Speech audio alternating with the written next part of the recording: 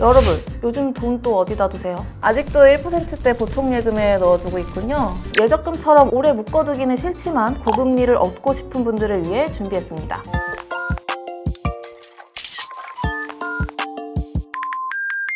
안녕하세요, 어썸머니 구독자 여러분, 코줍 에디터 박입니다. 여러분, 요즘 돈 또 어디다 두세요? 잠깐만. 이 질문 기시감이 드는데 제가 고금리 예적금 투자법에 대해 소개할 때도 물어봤었죠. 그러면 답변을 기대할게요. 아직도 1%대 보통예금에 넣어두고 있군요. 그래도 오늘도 끌고 가야겠죠?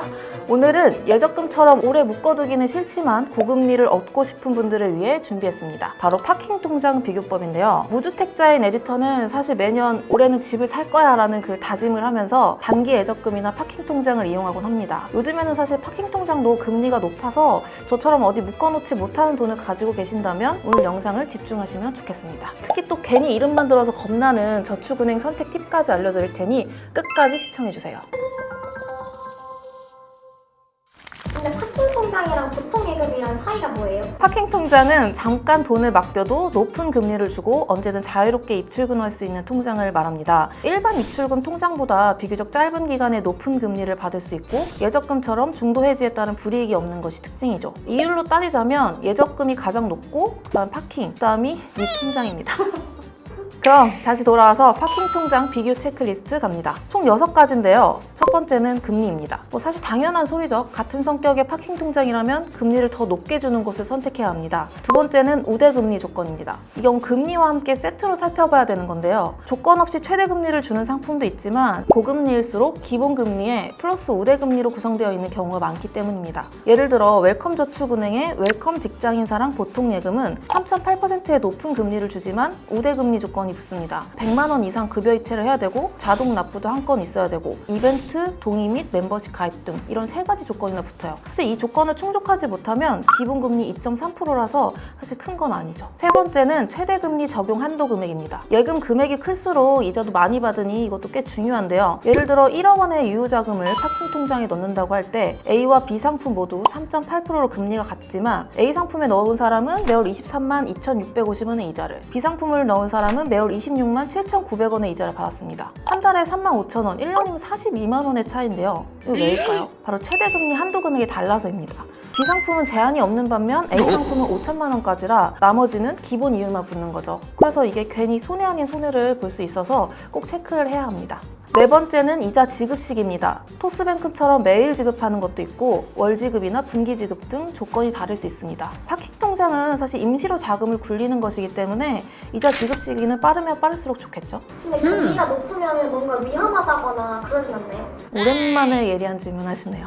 네, 다섯 번째로 봐야 할 것 바로 예금자 보호 적용 유무입니다. 금리가 높아도 보호가 적용되지 않으면 사실 불안하죠. 그럴 땐 상품 설명서에 예금자 보호 적용 문구가 기재되어 있는지 확인하면 됩니다. 보통 은행 상품은 5천만 원까지 보호가 됩니다. 그러나 그 증권사의 파킹통장이라고 불리는 CMA 통장은 과거 종금사 일부 상품을 제외하고는 예금자 보호가 안 되니까 주의하셔야 합니다. 마지막은 이체 수수료 유무입니다. 임시로 돈을 굴리는 통장이다 보니 수시로 입출금할 일이 생길 수 있는데 이때 이체 수수료를 내야 한다면 쓸데없는 지출이 될 수 있죠. 근데 있잖아요. 고금리 찾다 보면은 처음 보는 낯선 이름의 은행들이 많던데 이거 잘 고르는 팁이 있을까요? 네, 그래서 준비했습니다. 여기까지 기본을 알아봤다면 이제는 심화편입니다. 아무래도 고금리 통장을 찾다 보면 저축은행을 선택할 수밖에 없는데요. 하지만 이름도 낯서니 은행을 믿고 내 돈을 맡겨도 될지 좀 불안하죠. 그렇다면 이 저축은행이 괜찮은 곳인지 직접 확인해 봐야겠죠? 일단 예금보험공사 홈페이지에 접속합니다. 그리고 금융회사 종합정보 저축은행 탭에 들어가세요. 그러면 전국의 저축은행의 평균 재무 현황이 나옵니다. 지역별 평균을 클릭하면 회사별로도 확인이 가능해요. 그럼 여기서 뭘 봐야 하느냐? 첫 번째는 BIS 자기자본 비율입니다. 이거는 위험자산을 커버할 수 있는 자기자본이 얼마나 되느냐를 나타내는 비율인데요. 높으면 높을수록 좋습니다. 보통 자산 1조 원 이상의 저축은행은 최소 준수 비율이 8%, 자산 1조 원 미만은 7%입니다.